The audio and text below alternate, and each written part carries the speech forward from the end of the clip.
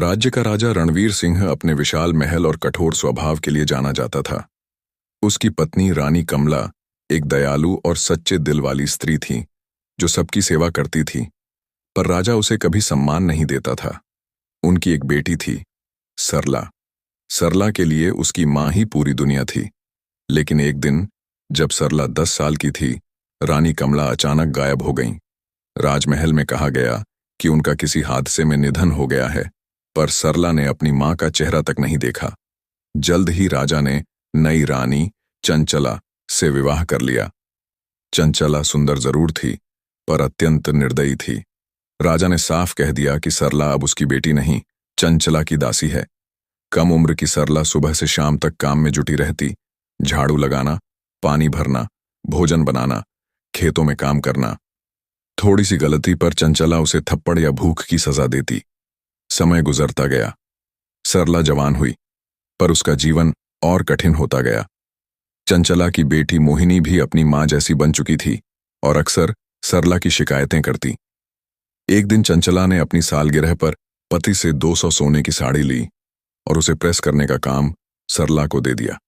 घबराहट में सरला का हाथ फिसल गया और साड़ी का सिरा जल गया। मोहिनी ने यह बात अपनी मां को बता दी। क्रोध से भरी चंचला ने गर्म लोहे से सरला के हाथ जला दिए।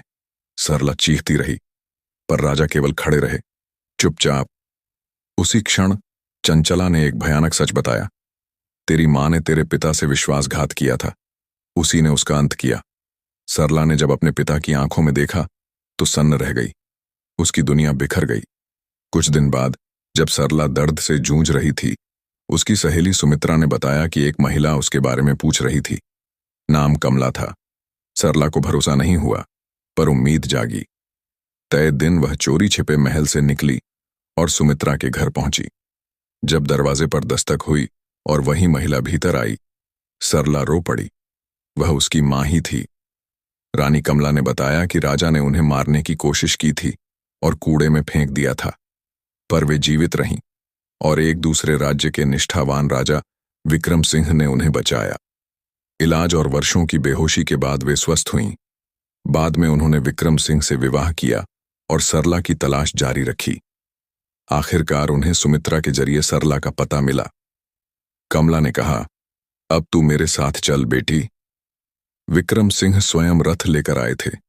उन्होंने सरला को वैद्य के पास पहुंचाया, जिसने बताया कि सरला के शरीर पर पुराने और गहरे जलने के निशान हैं। रानी कमला के भीतर आक्रोश भर गया। उन्होंने ठान लिया कि राजा और चंचला को सजा दिलवाकर ही शांति पाएंगी।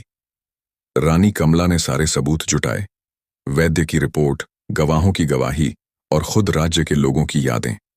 जब वे महल लौटीं तो पूरा राज्य हक्का बक्का रह गया।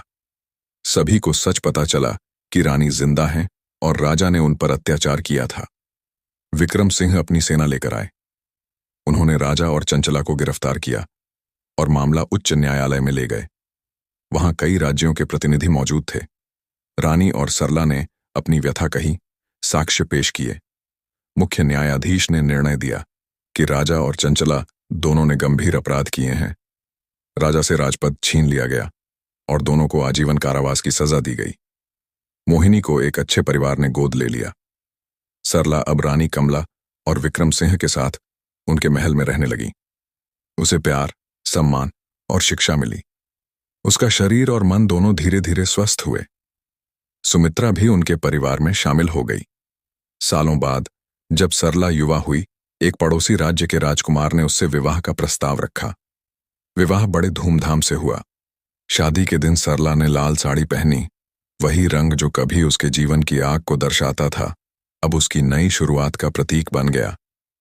रानी कमला ने आंसू भरी आंखों से कहा, तू अब सच में रानी है बेटी। सरला के जीवन में अब शांति और प्रेम था। कुछ वर्षों बाद उसे एक बेटी हुई, जिसका नाम उसने रखा कमला। वह अपनी बेटी को वह सब देती जो उसे कभी नहीं मिला था, सुरक्षा, शिक्षा और प्रेम। जली हुई बांह के निशान अब भी थे, लेकिन वे उसकी कमजोरी नहीं, उसकी हिम्मत की निशानी बन चुके थे।